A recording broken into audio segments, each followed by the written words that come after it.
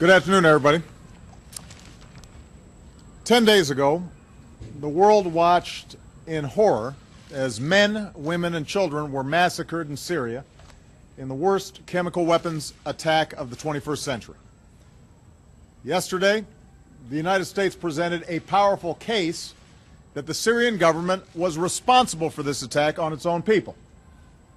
Our intelligence shows the Assad regime and its forces preparing to use chemical weapons, launching rockets into highly populated suburbs of Damascus, and acknowledging that a chemical weapons attack took place. And all of this corroborates what the world can plainly see. Hospitals overflowing with victims, terrible images of the dead. All told, well over 1,000 people were murdered. Several hundred of them were children. Young girls and boys gassed to death by their own government. Now, this attack is an assault on human dignity. It also presents a serious danger to our national security. It risks making a mockery of the global prohibition on the use of chemical weapons. It endangers our friends and our partners along Syria's borders, including Israel, Jordan, Turkey, Lebanon, and Iraq. It could lead to escalating use of chemical weapons or their proliferation to terrorist groups who would do our people harm. In a world with many dangers, this menace must be confronted. Now, after careful deliberation, I have decided that the United States should take military action against Syrian regime targets. This would not be an open-ended intervention. We would not put boots on the ground. Instead, our action would be designed to be limited in duration and scope.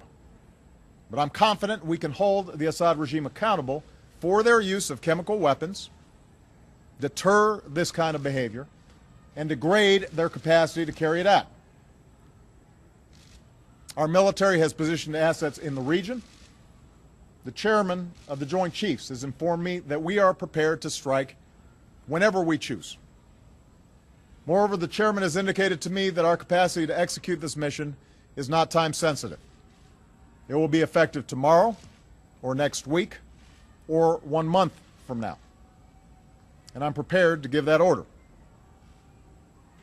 But, having made my decision as Commander-in-Chief based on what I am convinced is our national security interests, I'm also mindful that I'm the President of the world's oldest constitutional democracy. I've long believed that our power is rooted not just in our military might, but in our example as a government of the people, by the people, and for the people. And that's why I've made a second decision. I will seek authorization for the use of force from the American people's representatives in Congress. Over the last several days, we've heard from members of Congress who want their voices to be heard. I absolutely agree. So this morning I spoke with all 4 congressional leaders, and they've agreed to schedule a debate and then a vote as soon as Congress comes back into session. In the coming days, my administration stands ready to provide every member with the information they need to understand what happened in Syria and why it has such profound implications for America's national security. And all of us should be accountable as we move forward, and that can only be accomplished with a vote. I'm confident in the case our government has made without waiting for UN inspectors. I'm comfortable going forward without the approval of a United Nations Security Council that so far has been completely paralyzed and unwilling to hold Assad accountable. As a consequence, many people have advised against taking this decision to Congress. And undoubtedly they were impacted by what we saw happen in the United Kingdom this week when the parliament of our closest ally failed to pass a resolution with a similar goal, even as the Prime Minister supported taking action. Yet while I believe I have the authority to carry out this military action without specific congressional authorization, I know that the country will be stronger if we take this course, and our actions will be even more effective. We should have this debate because the issues are too big for business as usual. And this morning, John Boehner, Harry Reid, Nancy Pelosi, and Mitch McConnell agreed that this is the right thing to do for our democracy. A country faces few decisions as grave as using military force, even when that force is limited. I respect the views of those who call for caution, particularly as our country emerges from a time of war that I was elected in part to end. But if we really do want to turn away from taking appropriate action in the face of such an unspeakable outrage, then we must acknowledge the costs of doing nothing. Here's my question for every member of Congress and every member of the global community. What message will we send if a dictator can gas hundreds of children to death in plain sight and pay no price? What's the purpose of the international system that we've built if a prohibition on the use of chemical weapons that has been agreed to by the governments of 98% of the world's people and approved overwhelmingly by the Congress of the United States is not enforced? Make no mistake, this has implications beyond chemical warfare. If we won't enforce accountability in the face of this heinous act, what does it say about our resolve to stand up to others who flout fundamental international rules? To governments who would choose to build nuclear arms? To terrorists who would spread biological weapons? To armies who carry out genocide?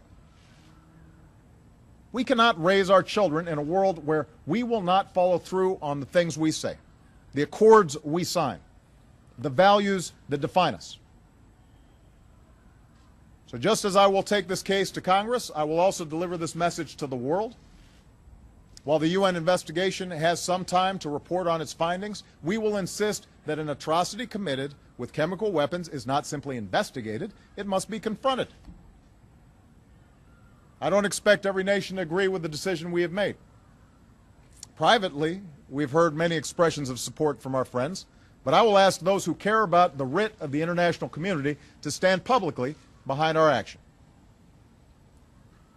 And finally, let me say this to the American people. I know well that we are weary of war. We've ended one war in Iraq, we're ending another in Afghanistan, and the American people have the good sense to know we cannot resolve the underlying conflict in Syria with our military. In that part of the world, there are ancient sectarian differences, and the hopes of the Arab Spring have unleashed forces of change that are going to take many years to resolve. And that's why we're not contemplating putting our troops in the middle of someone else's war.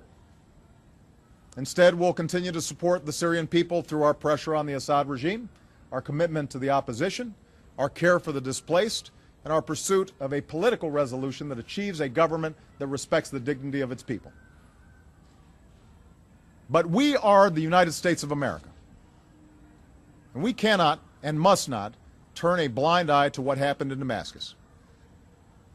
Out of the ashes of World War, we built an international order and enforced the rules that gave it meaning. And we did so because we believe that the rights of individuals to live in peace and dignity depends on the responsibilities of nations. We aren't perfect, but this nation, more than any other, has been willing to meet those responsibilities. So to all members of Congress of both parties, I ask you to take this vote for our national security. I am looking forward to the debate. In doing so, I ask you, members of Congress, to consider that some things are more important than partisan differences or the politics of the moment. Ultimately, this is not about who occupies this office at any given time. It's about who we are as a country. I believe that the people's representatives must be invested in what America does abroad. And now's the time to show the world that America keeps our commitments. We do what we say, and we lead with the belief that right makes might, not the other way around. We all know there are no easy options, but I wasn't elected to avoid hard decisions, and neither were the members of the House and the Senate. I've told you what I believe, that our security and our values demand that we cannot turn away from the massacre of countless civilians with chemical weapons. And our democracy is stronger when the President and the people's representatives stand together. I'm ready to act in the face of this outrage. Today I'm asking Congress to send a message to the world that we are ready to move forward together as one nation. Thanks very much.